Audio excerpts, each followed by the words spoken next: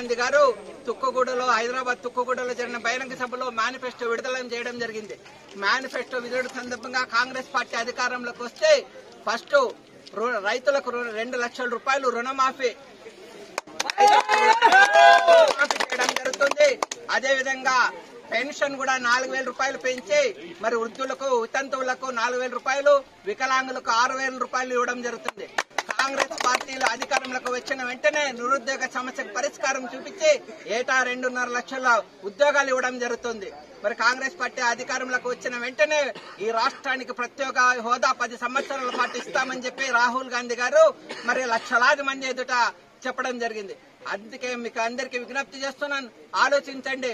BJP తొత్తులుగా మారిన తెలుగుదేశం పార్టీని, అదేవిధంగా వైఎస్ఆర్సీపీ పార్టీని చిత్తుగా ఓడించి కాంగ్రెస్ పార్టీకి పట్టం కట్టాల్సిందిగా శరణం గారు ముఖ్యమంత్రి కావడానికి, అదేవిధంగా దేశ ప్రధానిగా రాహుల్ గాంధీ ప్రధానమంత్రి కావడానికి కాంగ్రెస్ పార్టీకి హస్తం గుర్తుపై ఓటు వేసి మీ అందరూ గెలిపించాల్సిందిగా మరోసారి విజ్ఞప్తి చేస్తున్నా. ఊరకొండ నియోజకవర్గం ఎమ్మెల్యేగా నిలబడుతున్నాను. మీ అందరూ